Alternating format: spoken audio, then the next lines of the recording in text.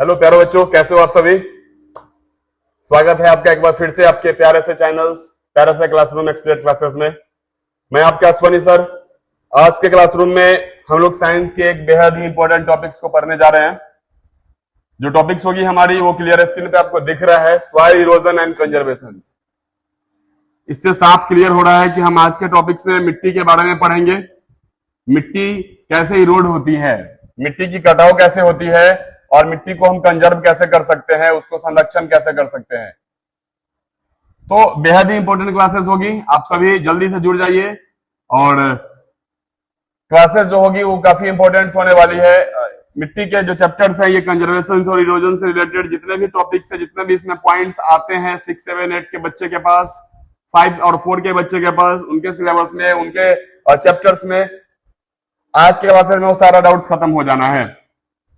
सो देर न करते हुए मैं आगे क्लास को कंटिन्यू करता हूं। इस क्लासेस में जो भी दिक्कतें होंगी, जो चीज आपको नहीं समझ में आएगी, आप with in classes, after classes आप मेरे से पूछ सकते हो। विद इन क्लासेस आप इंटरप्ट कर करके मेरे से क्वेश्चन पूछ सकते हो। मेरे उम्मीद होगी कि आप सभी को बेहतर समझा पाऊं। सो क्लासेस को हम आगे लेकर चलते हैं और एक एक पॉइंट्स को क्लियर कर करके बताते हैं, आपको समझाते हैं। पहला है सॉइल इरोजन एंड कंजर्वेशन। तो मुझे इस चीज की जानकारी होना चाहिए पहले कि सॉइल होता क्या है, मिट्टी होता क्या है, मिट्टी जो है कैसे बनती है, मिट्टी को बनने के लिए क्या क्या चीजों की जरूरत पड़ती है, और आखिर मिट्टी बनती है तो इसको बनने में कितना समय लगता है। तो मैं आपको क्लियर कर दूं, मिट्टी रॉक्स से बनते हैं, चट्टानों से बनते हैं, और मिट्टी को बनने में तकरीबन 400 से 500 साल लग जाते हैं। 1 इंच 1 सेंटीमीटर मिट्टी बनने में 2 से 400 साल समय लगते हैं। मतलब it takes too much of time to form 1 centimetre of soils. आप अच्छे से समझ लो। इसलिए कहा जाता है कि सॉइल इरोजन से बचना है, मिट्टी की कटाव से बचनी है, हमें ज्यादा से ज्यादा मिट्टी को कंजर्व करने की तरफ चलना पड़ेगा, उसको कंजर्वेशन की तरफ चलनी पड़ेगी। मैं पढ़ूं कि मिट्टी कैसे बनता है। तो आपको पता होना चाहिए कि पृथ्वी का जो सबसे अपर मोस्ट लेयर है वो हमारी मिट्टी है। सबसे ऊपर वाली जो लेयर होती है वो सॉइल का लेयर होता है, और सॉइल्स वाले लेयर में इसको डिवाइड किया गया है 3 ग्रुप्स में, टॉप सॉइल, सब सॉइल्स और बेड रॉक। तो सबसे ऊपर वाला जो लेयर है टॉप सॉइल्स का, ये काफी ज्यादा फर्टाइल सॉइल होता है। इसी पे लाइफ सस्टेन करते हैं, बहुत सारे छोटे छोटे जीव जंतु का घर होता है वो। हम जैसे लोग, जानवर, पक्षी, बहुत सारे प्लांट्स, सारे के सारे प्लांट्स टॉप सॉइल्स पे ही तो रहते हैं। तो मिट्टी का होना बहुत ही जरूरी है, क्योंकि बहुत सारे छोटे जीव का ये नेचुरल शेल्टर होता है, नेचुरल होम होते हैं। प्लांट्स जो कि मिट्टी में है जन्मते हैं, and we all know that कि we consumes the food that is prepared by plants. हम वो फूड खाते हैं जो प्लांट्स बनाते हैं। अगर मिट्टी न रहे तो कोई प्लांट्स नहीं रह पाएगा, और जब प्लांट्स नहीं होंगे तो हम सभी भी नहीं रह पाएंगे, और मिट्टी पे ही तो रहते हैं हम भी। मिट्टी से हमें बहुत सारी चीजें मिलती है। मैं इसके बारे में 1 by 1 अच्छे से डिस्कस करूंगा, समझाऊंगा, ठीक है।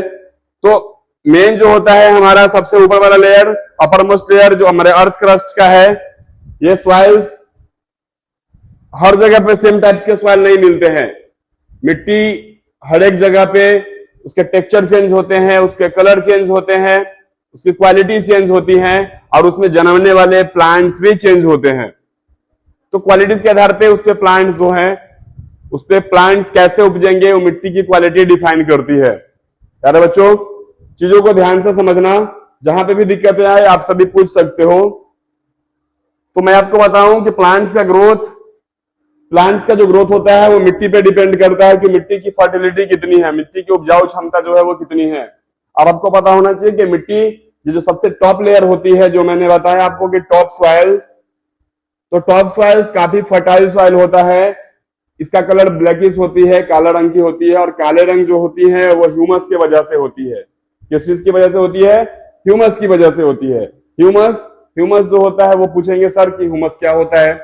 जी बिल्कुल, ह्यूमस जो होती है वो डेड और डिकेइंग पार्ट्स ऑफ प्लांट्स और एनिमल, जो सड़े गले पेड़ पौधे के जो भाग होते हैं, वो ह्यूमस बनता है, उससे मिट्टी की फर्टिलिटी जो होती है वो बढ़ती है, मिट्टी की उपजाऊ क्षमता जो होती है वो बढ़ती है।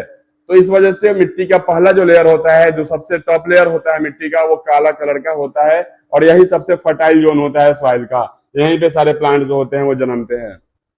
तो मैं आपको बताया हूं कि मिट्टी बनते कैसे हैं। तो मिट्टी बनेंगे चट्टान से, रॉक से। और रॉक्स, सर ये रॉक्स, चट्टान जो होता है इससे मिट्टी कैसे बनती है, क्वेश्चन हो सकता है आप सभी का। तो चट्टान से मिट्टी कैसे बनेगी? तो चट्टान से मिट्टी बनती है उसके टुकड़े होने से, उसको टकराने से, उसके वेदरिंग से।